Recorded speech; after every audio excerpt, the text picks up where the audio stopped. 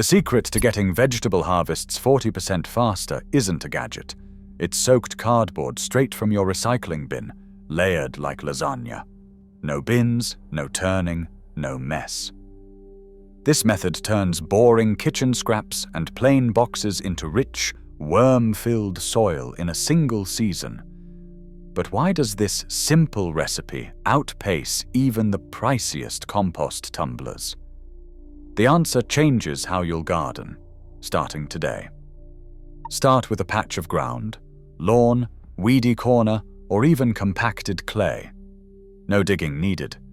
Lay out enough plain corrugated cardboard to cover a 4 by 8 foot bed. You'll want a solid 2 to 3 inches thick, which usually takes 6 to 10 standard shipping boxes, flattened and overlapped so there are no gaps. Before adding anything else, soak the cardboard thoroughly.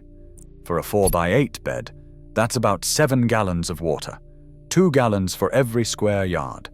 The cardboard should feel heavy and flexible, like a wrung-out sponge, not sopping wet or falling apart. Now comes the first green layer. Spread out 4 inches of kitchen scraps, grass clippings, or fresh garden trimmings right on top of the wet cardboard. If you're measuring, that's a layer thick enough to just cover your hand when pressed flat. Don't worry about chopping everything fine. Earthworms and microbes do the heavy lifting. Repeat the process. Another 2 to 3 inches of soaked cardboard, then another 4-inch layer of greens. Keep alternating until the bed is at least 18 inches tall, or until you run out of materials. Always finish with a brown layer, cardboard, straw, or dry leaves, to keep moisture in and odors out. The last step, water the whole stack again, gently, until it settles and looks evenly damp. No bins, no turning, no special tools. The lasagna layers do the work for you, creating a soft, breathable bed that starts breaking down right away. With these exact measurements, anyone can build a composting bed that's ready for planting in just a few months, using nothing but recycled boxes and kitchen scraps. In a quiet corner of the city, a group of volunteers set out to test whether cardboard composting could really change the way a community grows food. 12 raised beds, each 4 by 8 feet, were prepared side by side. 6 followed the new lasagna method, with cardboard and kitchen scraps layered as described, and 6 used the best compost from traditional tumblers. Watering, sunlight, and soil were matched for every bed. No extra fertilizer was added after planting. The results were impossible to ignore. Beds built with the cardboard method produced 22 pounds of tomatoes per bed, while the controls managed just 15.5. Bush beans followed the same pattern. 10.2 pounds from the lasagna beds, compared to 7.1 from the others. Lettuce heads counted out at 45 versus 32, all in a single growing season. Each crop was measured, weighed, and logged by the garden lead and volunteers, who double-checked every harvest. Soil tests told their own story. Organic matter in the cardboard beds jumped from 2% to 3.2%, while control beds edged up only half that amount. Water infiltration rates more than tripled, and earthworm counts soared, from just 3 per shovel at the start to 18 by season's end.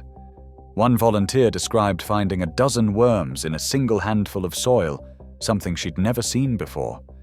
The garden lead, reviewing the data, called it the most dramatic improvement in yield and soil health she'd witnessed in 20 years of community gardening. Dr. Anna R., an extension soil scientist, describes the process as a transformation that starts at the microscopic level. When soaked corrugated cardboard is layered in a garden bed, it creates a thick, airy sponge beneath the surface.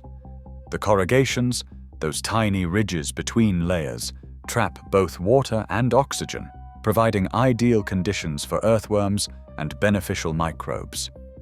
As kitchen scraps and grass clippings break down above, the cardboard below holds steady moisture, preventing the pile from drying out or turning sour. This steady environment is exactly what decomposer bacteria and fungi need to multiply. They break down plant material faster, releasing nutrients that roots can absorb almost immediately. The porous structure of the cardboard also works like a network of tiny tunnels, letting air move freely through the bed. That airflow keeps microbes happy and active, while discouraging the growth of anaerobic bacteria, the ones responsible for foul odors and sluggish compost piles. Earthworms, drawn by the constant dampness and abundance of food, burrow through the layers, mixing and aerating as they go. Their tunnels further increase porosity, and their castings enrich the soil with plant-available nutrients. In extension trials, researchers found that the cardboard method not only accelerates decomposition, but also suppresses weeds and keeps beds nearly odorless, even in midsummer heat. Dr. Anna compares the effect to flipping a switch in the soil. Cardboard acts like a mattress for soil life. It holds water and oxygen, so worms and beneficial microbes stick around and multiply like crazy. The result is a living, breathing compost bed that produces harvests up to 40% faster than traditional methods, without the need for bins, turning, or expensive equipment.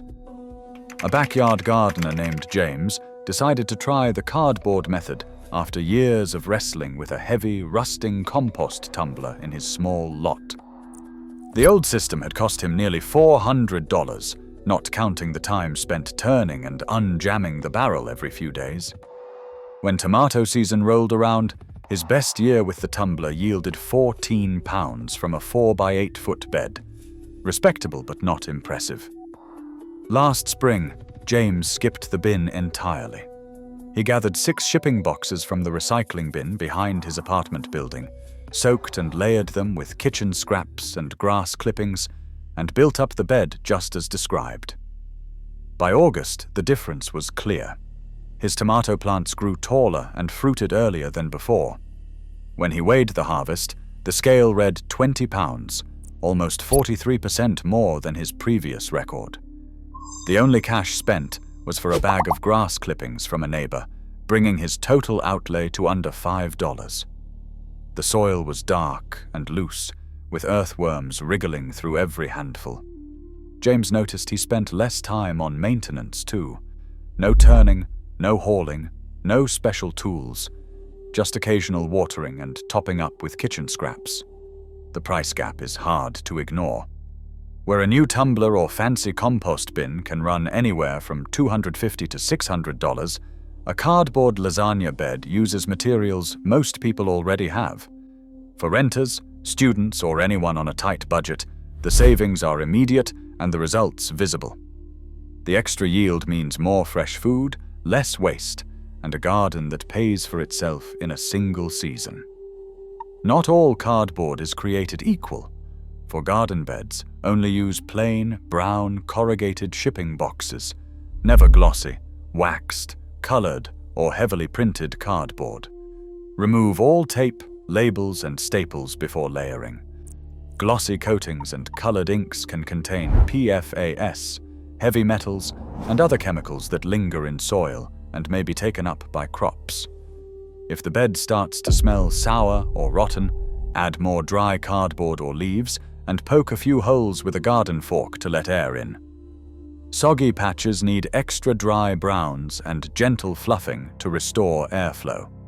If decomposition stalls and materials are still visible after a few months, sprinkle in more kitchen scraps or a handful of garden soil to boost microbial activity. In most climates, these beds are ready for planting in 4 to 6 months, once the top layer looks dark and crumbly, with no obvious chunks of cardboard left. Try it for yourself. Track the number of days from planting seeds to your first harvest. Record that date. Note how many seeds sprout out of each batch, and jot down the percentage that make it to healthy seedlings. Count up the minutes you spend building and maintaining your bed, from soaking cardboard to the final watering. These numbers matter. Days to harvest, germination rates, and total labor show exactly how well cardboard composting works in your own soil and climate. Share your results with local gardeners, school projects, or online groups. Each new set of data helps build a clearer picture of what this method can do, turning every backyard into a real experiment and every gardener into a citizen scientist.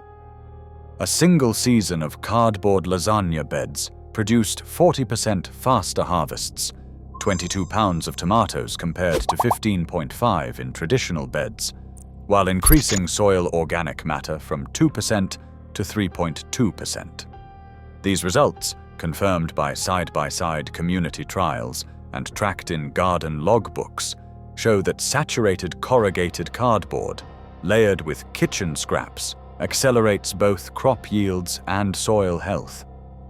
Yet questions remain about the long-term effects of trace contaminants like PFAS and heavy metals, as Extension Agency documents caution against using glossy or waxed cardboard.